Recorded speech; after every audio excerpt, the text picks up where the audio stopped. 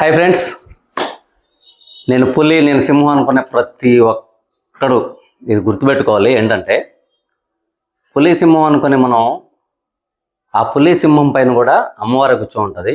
ఇది ఏంటి అనేది ఈ విషయం గురించి నేను క్లియర్గా చెప్తాను, ఏంటి విషయం అనేది. సో ఈ వీడియోలోకి వెళ్ళే ముందు ఈరోజు జడ్జెస్ సెలెక్ట్ చేసిన వాళ్ళు కరెక్ట్గా సెలెక్ట్ చేశారా, లేకపోతే కావాలని కొన్ని మందిని ఎలిమినేట్ చేశారా అనేది ఈ విషయం మాట్లాడుకుందాం ఈ వీడియోలో.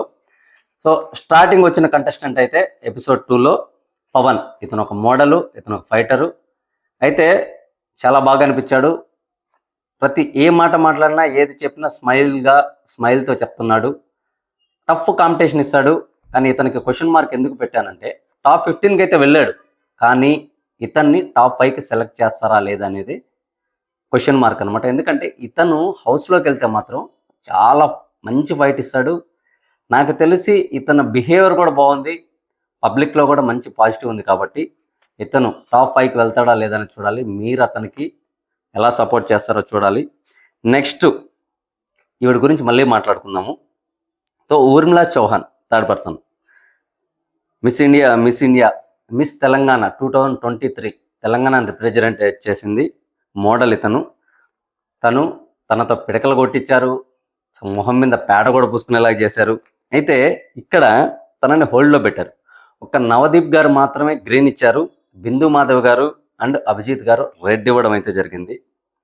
శాస్త్రి నెంబర్ 4 హైదరాబాదు, ఇతనికి అందరూ రెడ్ ఇచ్చారు. ఇతను ఏంటి అనేది నాకు అర్థం కాలేదు, ఎందుకు వచ్చాడా బిగ్ బాస్ ఏంటి అనేది నాకు అర్థం కాలేదు. సో ఇతను చెప్పేది కూడా నాకు అసలు అర్థం కాలేదు. తర్వాత నర్సయ్య తాత. యాక్చువల్గా ఏంటంటే ఇప్పుడున్న కాంపిటీషన్కి ఏజ్డ్ పర్సన్స్ సెలెక్ట్ అయినా కూడా ఉండలేకపోవచ్చు. ఎందుకంటే ఆ టాస్కులు కావచ్చు, ఆ వెన్నుపోటు పొడవలు కావచ్చు, వీళ్ళు చాలా హర్ట్ అవుతారు. వీళ్ళు ఆ టాస్కులు ఆడలేరు, కాబట్టి వీళ్ళు మ్యాక్సిమము నిలవలేకపోవచ్చు. సో నెక్స్ట్ నాగ, విజయవాడ లాయరు. బిగ్ బాస్ హౌస్లోకి వెళ్ళి ఏం చేస్తా ఉంటే ఏదో ఒకటి చేస్తాను, ఏదో ఒకటి చేసి వెళ్ళిపోతాను ముందకే అంటున్నాడు. సో ఇతనికి నవదీప్ గారు మాత్రమే గ్రీన్ ఇచ్చారు. చూద్దాము నెక్స్ట్ రౌండ్లో నీ టాలెంట్ ప్రూవ్ చేసుకొని చెప్పేసి నవదీప్ గారు గ్రీన్ ఇచ్చారు అండ్ బిందు మాధవ్ గారు రెడ్ ఇచ్చారు, అభిజిత్ గారు కూడా రెడ్ ఇచ్చారు.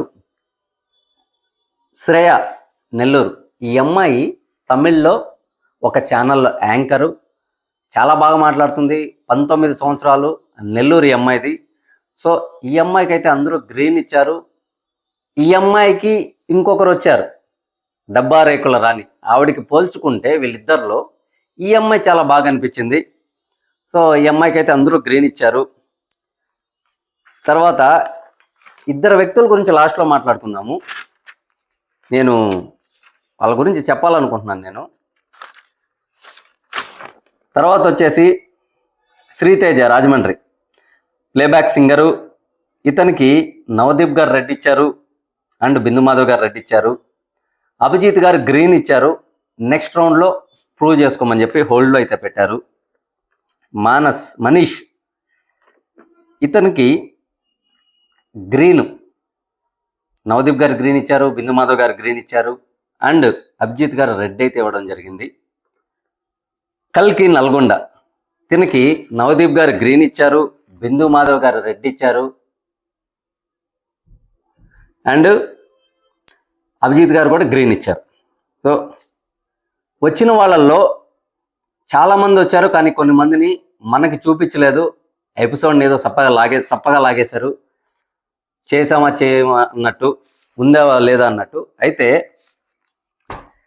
మన శ్రీజ తెలుసు కదండి, దమ్ము శ్రీజ గారు రావడమే, అరవడము, అటెన్షన్ సీకర్ అన్నట్టు నన్నే చూస్తున్నారు కదా, అందరూ దృష్టి నా మీదే ఉంది కదా అంటే, బిగ్ బాస్లో అలా చాలామంది చాలా టాప్ 5 వరకు కూడా వెళ్ళలేని వాళ్ళు కొన్ని మంది ఉన్నారు. అలా చేసిన వాళ్ళు కొన్ని మంది ఎలిమినేట్ అయిపోయి బయటకు వచ్చారు. జనాలకి ఇరిటేషన్ వస్తుంది. ఓకే, అటెన్షన్ రావడం ఓకే, కానీ ఆ సమాధానం చెప్పడం ఏదైతే ఉందో చాలా ఇరిటేషన్ అనిపించింది శ్రీజ. సో ఇక్కడ ఏంటంటే వాళ్ళని జడ్జెస్గా పెట్టింది కొన్ని మంది మంచి కంటెస్టెంట్ని సెలెక్ట్ చేసి బిగ్ బాస్ హౌస్లోకి పంపించి చూడడానికి. తినే చెప్పేసుకుంటుంది, కావాల్సింది ఏంటంటే టీఆర్పీ కావాలి, కంటెంట్ కావాలి, అది కావాలి, ఇది కావాలి, అన్నీ తినే చెప్పేసుకుంటుంది. శ్రీముఖిని కూడా టార్గెట్ చేసి మాట్లాడింది. ఏమని? అలా అరిస్తే జనాలు టీవీ కట్టేస్తారు అంటే నిజమే కట్టేస్తారు. అలా అంటే ఇరిటేషన్ వచ్చేస్తుంది. ఒక విధంగా ఎంటర్టైన్మెంట్ అనిపించినా కూడా ఒక్కోసారి ఇరిటేషన్ వస్తుంది. అది ఒక్కసారికి బాగుంటుంది. ఇప్పుడు కంటిన్యూగా అలానే ఉంటే చూడడానికి ఇరిటేషన్ వస్తుంది. కొన్ని చోట్ల ఉండాలి, గలగలా మాట్లాడాలి, కొన్ని చోట్ల ఉండాలి, కానీ అది కంటిన్యూగా అలానే ఉంటే చూడడానికి కూడా ఇరిటేషన్ వస్తుంది. సో ఇక్కడ శ్రీముఖి గారిని కూడా సీజన్ 2 ఇలా అరిస్తే జనాలు టీవీ కట్టేస్తారంటే సీజన్ 2, సీజన్ 3లో కూడా మీరు అలానే చేశారు అని శ్రీముఖి గారిని అయితే అనడం జరిగింది. శ్రీముఖి గారు ఎక్కడైనా ఇలా షోస్కి వెళ్ళినప్పుడు ఎవరిని కూడా కించపరిచి మాట్లాడింది లేదు. ఎందుకంటే వాళ్ళకి తెలుసు వాళ్ళు షోకి కావాల్సిన కంటెంట్ ఇచ్చారే కానీ బయట ఏ షోలో కూడా ఇలా చేయడం లేదు. అలా ఉన్నారు కాబట్టి ఇన్ని షోస్ నెట్కు రాగలుగుతున్నారు యాంకరింగ్గా. కానీ సో అరుపులు ఎంటర్టైన్మెంట్ అంట. అరుపులో కూడా కామెడీ ఉండాలి. అలా ఉంటే అది ఎంటర్టైన్మెంట్గా అనిపిస్తుంది. కానీ చెవులోకి గియ్యని అనిపిస్తే టీవీ కట్టాలనిపిస్తుంది. అరుపులు ఎంటర్టైన్మెంట్. ట్రోఫీ కావాలా, డబ్బులు కావాలంటే డబ్బులు కావాలి. సో నువ్వు డబ్బుల కోసం వచ్చావు కాబట్టి ట్రోఫీ అవసరం లేదు కాబట్టి సెలెక్ట్ అయితే ఎన్ని వారాలు ఉంటావో తెలియదు, అన్ని వారాలకి ఎంతో కొంత ఇస్తుంటారు. సో సాఫ్ట్వేర్ డెవలపర్ అంట. ఒక సాఫ్ట్వేర్ డెవలపర్ అంటే ఎలా ఉండాలంటే మనం చెప్పేది అవతల వాళ్ళు ఇవి ఎలా సాఫ్ట్వేర్ డెవలపర్ అయిందో నాకు అర్థం కావట్లేదండి. సాఫ్ట్వేర్ డెవలపర్ అంటే ముందర కొన్ని మంది టీం ఉంటారు, వాళ్ళందరికీ ఎక్స్ప్లెయిన్ చేయాలి, వాళ్ళందరికీ చెప్పాలి. సో ఆ చెప్పే విధానం కూడా అవతల వాడు వినాలి. చిరాకు వస్తుంది అని అనిపించుకోకూడదు. సాఫ్ట్వేర్ డెవలపర్ అన్నారు, నాకైతే అసలు నమ్మకం లేదు. నెక్స్ట్ వచ్చేసి నేను చెప్పాను కదండి,